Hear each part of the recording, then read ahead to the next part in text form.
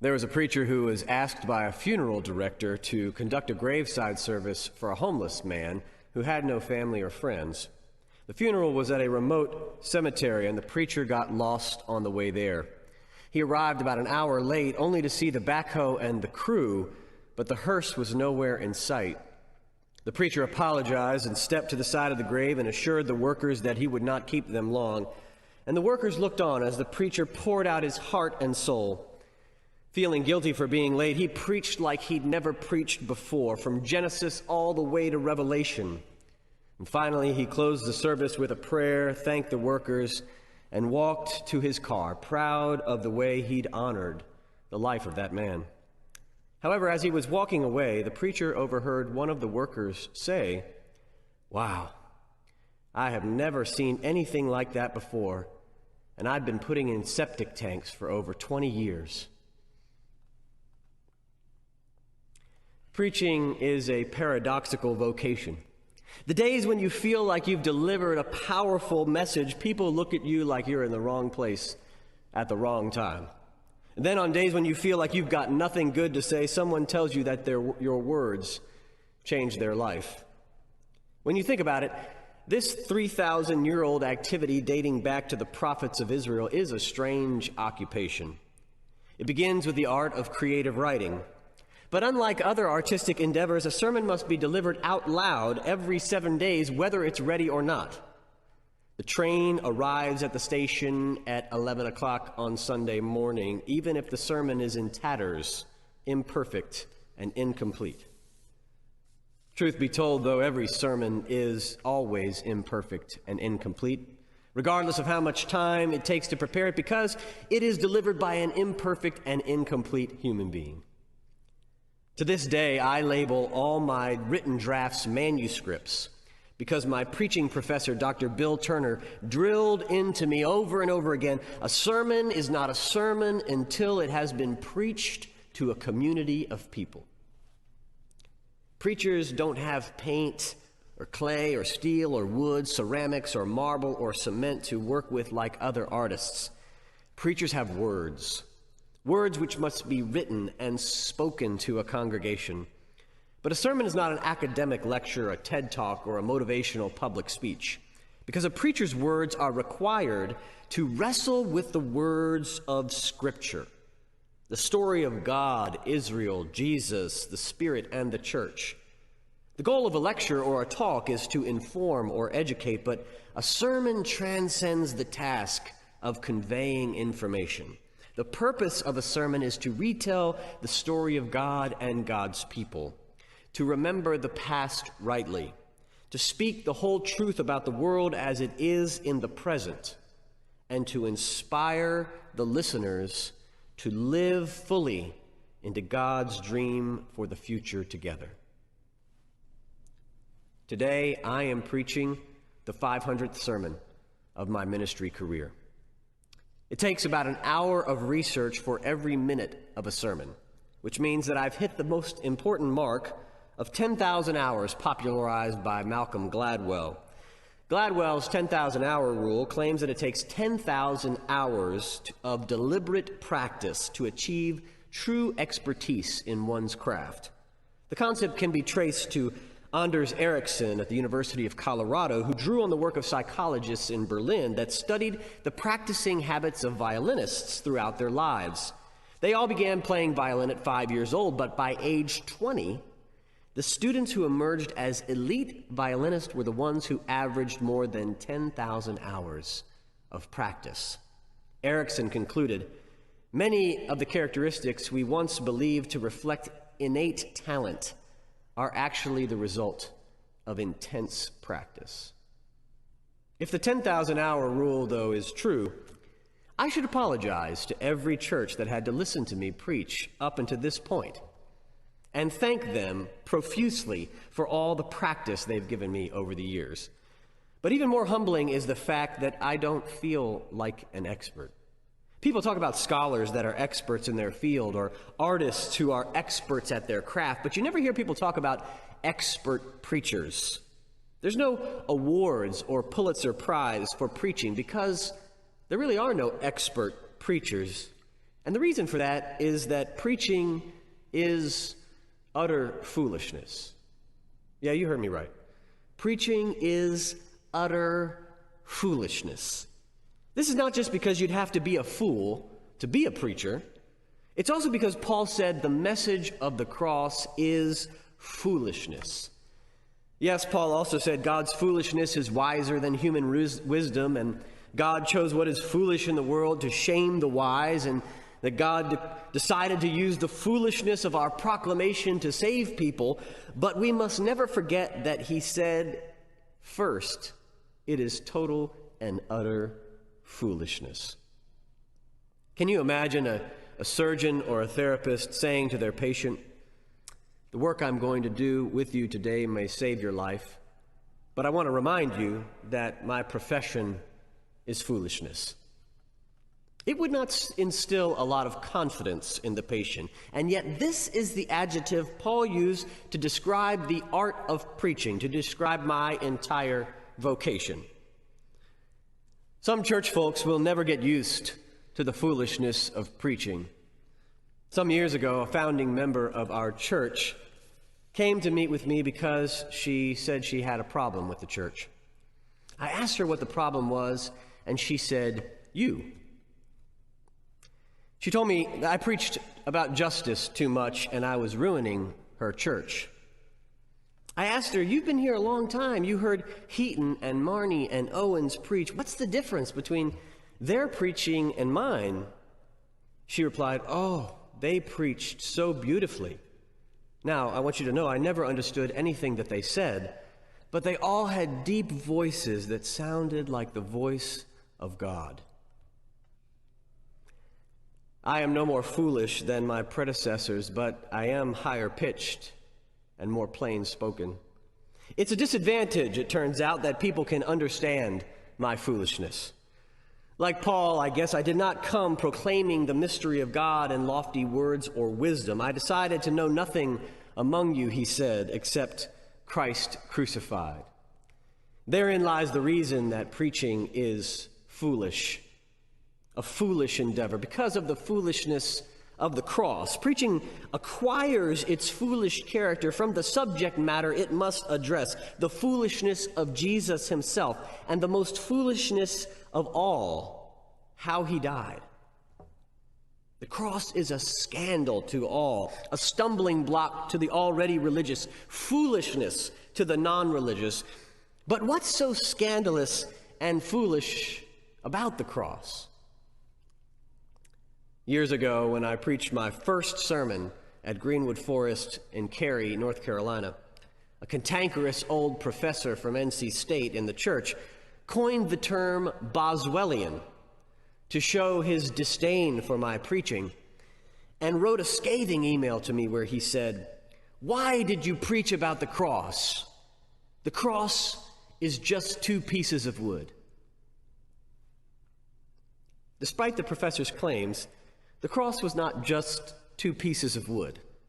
The cross was the most significant event in the life of Jesus and the crux of our faith, what we remember every time we come together to have communion. The cross at that time was a political practice employed by the Roman Empire intended to inflict pain, humiliation, and torture and death. Crucifixions always took place in public spaces to deter non-compliant behavior, and the crucified were left on their crosses for days or weeks in order to terrorize other would-be revolutionaries and insurrectionists, like something you would see in Game of Thrones. It was an extremely cruel means of punishment and execution that was reserved for people who were not citizens or who the state had deemed to be non-citizens or criminals. The cross was the ultimate tool the empire used to maintain the hierarchy of Roman supremacy by means of exclusion, terrorism, violence, and social control. And the Romans were still executing people on crosses daily when Paul wrote his letter to the Corinthians. So when Paul says he will preach nothing but Christ crucified, while there are Roman crosses up and down the streets in Corinth, he was proclaiming a strange and unorthodox wisdom, a wisdom that looked like weakness and death to the empire. None of the rulers of the age could understand the wisdom of the cross. It was foolishness, countercultural, upside-down logic, outside the bounds of human reason. Now, American Christians have traditionally believed that the reason Christ was crucified was so that in his death we might inherit eternal life. Seems simple enough, but while this may be true, the problem with this narrow interpretation of the cross is that it makes suffering and death, especially the suffering and death of execution by the state, nothing more than an unfortunate negative occurrence that God turned into a positive outcome. But the cross is not a pit stop on the way to everlasting life in heaven. Some call it substitutionary atonement, this theological malpractice, but if Christ took our place on the cross, then why does Jesus constantly tell us to take up our own? Like Paul, I try to preach nothing but the foolishness of the cross. The cross means something different for me. The cross, for me, is the epitome of God's love and solidarity with the oppressed of our world. To illustrate this point, theologian Jürgen Moltmann once asked the incredible question, where should we find a Christian on Sunday morning? Should we find them in the pew doing religious things? Or should we find them on the barricades fighting the government? Moltmann concluded, we should find the Christian always on the barricades. Doctrine doesn't make a follower of Jesus, and neither does going to church. Living God's love in the world is what makes a follower, and we live that love in the world by mimicking God's act of solidarity on the cross, by living our lives in solidarity with the poorest and most oppressed in our world. The cross is a mystery of love, and I'm dying to proclaim that mystery. I've always been dying to proclaim that mystery. But the cross gives definition to love that puts it in oppositional tension to the sentimental notions of love that we are infatuated with as Americans. Like James Baldwin, I use the word love not merely in the personal sense, but as a state of being, not in the infantile American sense, he said, of being happy, but in the tough and universal sense of quest and daring and growth. The cross infuses the notion of love with robust character that cannot be ignored.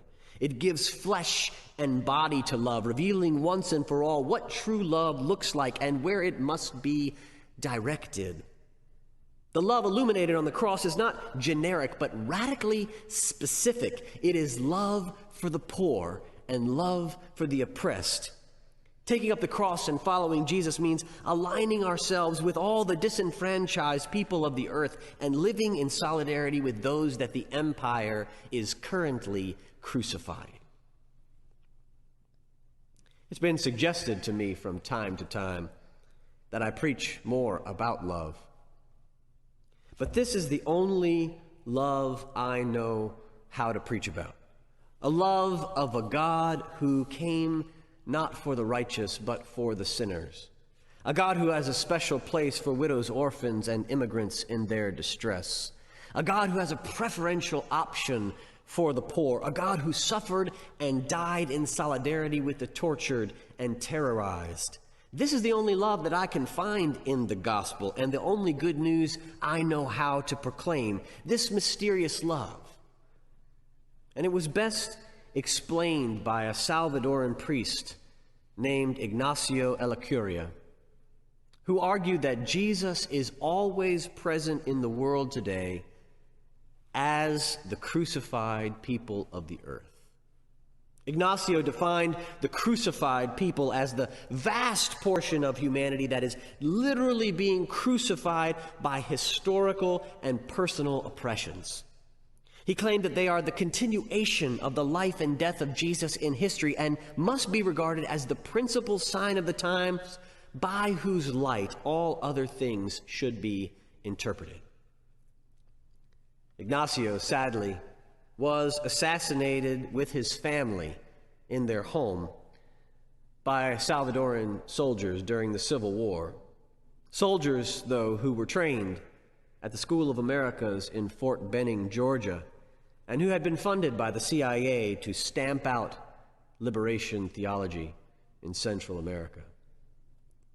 Before he died, Ignacio said that what it truly means to be a follower of Jesus is to take up the mandate to stand with the poor and oppressed of the earth and to do everything in our power, he said, to take the crucified peoples down from their crosses. To take the crucified people down from their crosses. Ignacio Ellacuría's mandate encapsulates why so many people still find the cross to be a scandal and a stumbling block that is completely foolish.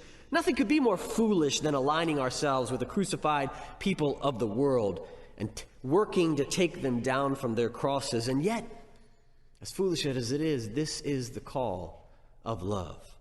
Aligning ourselves with the crucified people will always seem like total foolishness to the world, and yet this is the kind of love that God claims is the most profound wisdom. The church is a community of people who follow a crucified leader, which means that it is also our journey, our calling to accompany the crucified peoples of the earth as they struggle for their own liberation and as they struggle to transform the socioeconomic and political structures that are causing their poverty, oppression, suffering, and dehumanization. As theologian James Cone said, when American Christians realize that they can meet Jesus only in the crucified bodies in our midst, they will encounter the real scandal of the cross. The crucified people in our midst today are those who, like Jesus, are literally being crucified by the state or by history. Those suffering in inhumane conditions in detention centers in Georgia as immigrants. Those suffering from what Kurt Vonnegut called the crucifixion of planet Earth that is causing hurricanes and wildfires which are destroying the lives of so many in the American West. Those who are dying on our streets with the knee of a cop on their necks or the bullet of an officer in their backs. Those are the crucified. Following Jesus and living a life of love means identifying with the crucified, standing in solidarity with the crucified. When we do this, we too will be called foolish by everyone we know. But this foolish love is all we really have. Wouldn't you rather be a fool for love than to be sane and filled with hate? Wouldn't you rather be a fool for Jesus than a rational person for the empire? Wouldn't you rather be a fool for the crucified than a logical crucifier? Being a fool has a long tradition in our faith. In the early church, a holy fool was what they called someone who deliberately defied society's conventions in order to serve the higher purpose of love. The term goes all the way back to the prophets of Israel like Isaiah, who walked naked and barefoot for about 3 years, or Ezekiel, who baked bread on cow dung, or Hosea, who married a sex worker, all to illustrate injustice. There have been many holy fools in our tradition, like Anthony the Great, that saint who went out in the desert and said, there will come a time when people will behave like madmen, and what passes for sanity will no longer be sane, and what is considered foolish will be divine. Have we not reached the point yet where the world has gone stark raving mad? Yes, we have. So what value is there remaining in the wisdom of the world? I'll take the wisdom of God, the foolish wisdom of the crucified. I'll be a holy fool if I must, because a holy fool is no different than simply being maladjusted to the injustice and oppression of our world. And as Dr. King famously said, my friends, there are certain things in our nation and the world about which I am proud to be maladjusted, and I hope all people of goodwill will be maladjusted. He said, I can honestly say I never intend to become adjusted to segregation and discrimination. He said, I never intend to become adjusted to religious bigotry. He said, I never intend to adjust myself to economic conditions that take necessities from the many to give luxuries to the few, that leave millions of God's children smothering in an airtight cage of poverty in the midst of an affluent society. He said, I never intend to adjust myself to the madness of militarism or self-defeating effects of physical violence. He said, I'm convinced that there is a need for a new organization in our world, the International Association for the Advancement of Created Maladjustment. People who will be maladjusted as the prophet Amos, who in the midst of all the injustice of his day cried out with words that echo across the centuries, let justice roll down like waters and righteousness like an ever-flowing stream. I don't know about you, but like King, I'm proud to be maladjusted. I'm proud to be a card-carrying member of the International Association for the Advancement of Creative Maladjustment. I'm proud to be foolish. I'm proud to be called a holy fool.